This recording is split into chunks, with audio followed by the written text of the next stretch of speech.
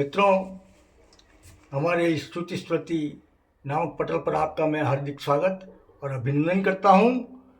दीपावली का जो त्यौहार हमारे सामने अभी आने वाला है 21 तारीख को, उसके लिए मैं आपको अग्रिम शुभकामनाएं प्रेषित करता हूँ। और दीपावली के दिन माता लक्ष्मी का पूजन किया जाता है। उस पूजन के जो मुहूर्त हैं उसके बारे में मैं थोड़ी सी चर्चा आपसे करता हूँ कि इस वर्ष जो वर्ष है इसका नाम सिद्धार्थ नाम का संवत्सर है और विक्रम संवत 2082 संवत्सर में कार्तिक कृष्ण अमावस्या जो है वो दिनांक 21 अक्टूबर 2025 को प्रदोष काल में अमावस्या होने से दीपावली व लक्ष्मी पूजन 21 तारीख को होना तय हमारे विवाह प्रांत में किया गया है। लक्ष्मी पूजन को प्रदोष युक्त अमावस्या के स्थिर लग्न व स्थिर नवमांश में किया जाना शास्त्रोक्त और सर्वश्रेष्ठ माना गया है। इस वर्ष लक्ष्मी पूजन का समय श्री मेवाड़ विजय पंचांग के अनुसार निम्न प्रकार से रहेगा। अगर जो व्यापारी वर्ग हैं उनका अलग समय होता है, क्योंकि सायंकाल का जो समय होता है ना उनका, तो उनके व्यापार का समय होता है। गृहस्थ लोग जो होते हैं उनका अलग समय में करते हैं। तो मुख्य रूप से इसके अंदर बात यह है कि वास्तव में लक्ष्मी पूजन जो करना चाहिए, लक्ष्मी प्राप्ति का जो अनुष्ठान करना चाहिए, वह स्थिर लग्न जो स्थिर हो, जहाँ लक्ष्मी स्थिर रूप से अपने घर में विद्यमान है, ऐसे समय पर करना चाहिए। तो इस वर्ष लक्ष्मी पूजन का समय मेवाड़ विजय पंचांग के अनुसार निम्न प्रकार से रहेगा। अमावस्या 21 अक्टूबर को 5:55 तक रहेगी। दिन के समय के श्रेष्ठ मुहूर्त जो हैं वो निम्न प्रकार से हैं कि जो लोग जो है व्यापारी वर्ग हैं वो चौघड़े के हिसाब से भी लक्ष्मी का पूजन करते हैं, माँ लक्ष्मी का आह्वान करते हैं, क्योंकि सायंकाल का समय उनका व्यापार का होता है। तो चर लाभ और अमृत चौघड़ी के अनुसार है जो है वो प्रातःकाल 9:29 से लगा करके और 1:44 तक लक्ष्मी का आह्वान और पूजन श्रद्धापूर्ण तरीके से किया जा सकता है। इसके अलावा अभिजीत मुहूर्त में 11:57 से लगा करके और 12:42 के समय तक भी इसका पूजन श्रेष्ठ माना गया है। शुभ चौघड़िये के अनुसार अगर हम देखते हैं तो 3:09 से लगा करके और 4:34 तक शुभ सर्वश्रेष्ठ समय माना गया है। प्रदोष काल लग्न सायंकाल 6 बजे से लगा करके और रात्रि के 8:24 तक रहेगा। और रात्रि के जो 6 चौघड़िये हैं जिसमें लाभ 7:35 से लगा करके 9:10 तक है। शुभ अमृत चर रात्रि 10:45 से अंतरात्रि 3:30 तक है। और सबसे पहले मैंने अभी आपसे एक बात कही थी कि स्थिर लग्न में इसको किया जाता है। तो रात्रि के श्रेष्ठ लग्न जो हैं वो वृषभ लग्न जो स्थिर लग्न माना गया है। इस स्थिर लग्न में अगर कोई पूजन करना चाहता है तो सायंकाल को 7:25 से लगा करके और 9:22 तक वह वृषभ लग्न में माता लक्ष्मी की आराधना पूजना स्थापना कर सकता है। और स्थिर लग्न दूसरा जो है उसको सिंह लग्न को भी स्थिर लग्न माना गया है। जो सिंह लग्न जो उस दिन जो आएगा वो मध्य रात्रि में 1:54 से लगा करके और 4:08 तक भी इसका पूजन किया जा सकता है। दीपावली पूजन के लिए जो तरीका है इसमें हमको जो गृहस्थ लोग हैं उनको सकुटुंब बैठ करके और माता लक्ष्मी की स्थापना करके विभिन्न प्रकार के द्रव्यों षोडशोपचार पूजन से 16 प्रकार की सामग्री जो है उनसे उनका माँ का लक्ष्मी का पूजन करना चाहिए।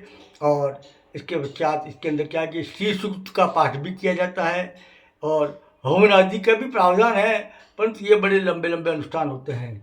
इसलिए मुख्य रूप से तो माता लक्ष्मी की पूजन करके और हो सके तो श्री सूक्त का पाठ कर लें, और नहीं तो महालक्ष्मी नमः सभी गृहस्थों के लिए सबसे श्रेष्ठ है।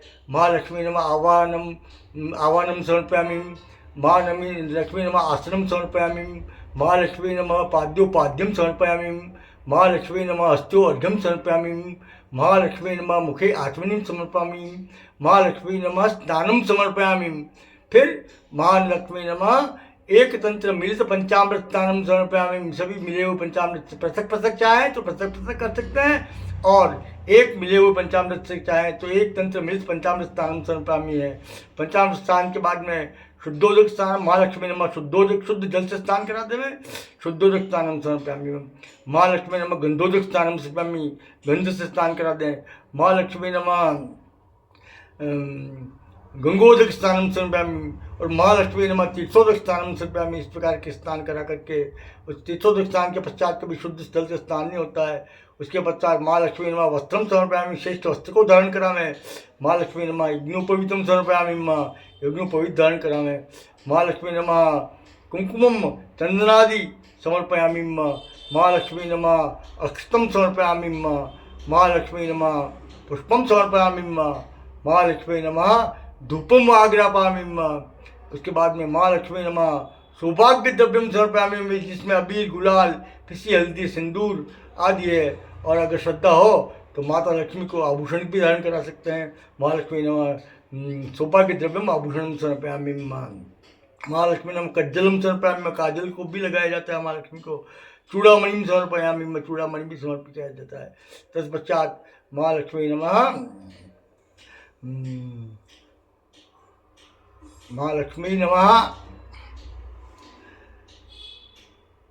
प्रसाद समर्पयामि। उनको महालक्ष्मी के जो प्रसाद अपन लाए हैं वो प्रसाद सामने रख करके जल का छींटा डाल करके उसके ऊपर, और उसके ऊपर धेनु मुद्रा, ये धेनु मुद्रा को हमसे बना करके अमृतिकृत्य अमृत के समान बना करके महालक्ष्मी को अर्घना चाहिए।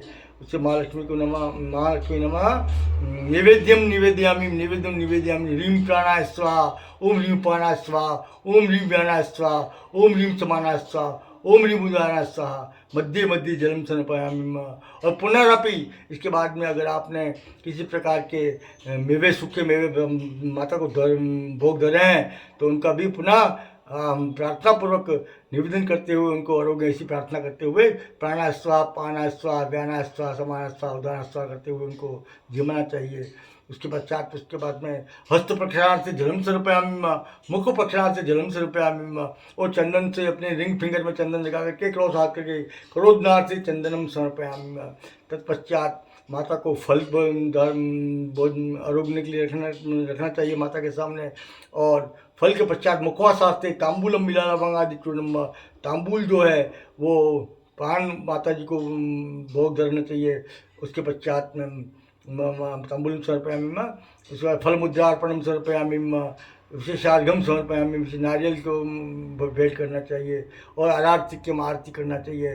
इसमें कपूर गौरम करना होता है, या महालक्ष्मी जी की कोई भी उचित आरती जो आपको आती हो वो करना चाहिए। इस प्रकार से बड़ी श्रद्धा और भक्ति से इस विशिष्ट मुहूर्तों में बैठ करके माता लक्ष्मी की जो आराधना करते हैं उसके ऊपर माँ लक्ष्मी की कृपा सदैव सदैव के लिए बनी रहती है।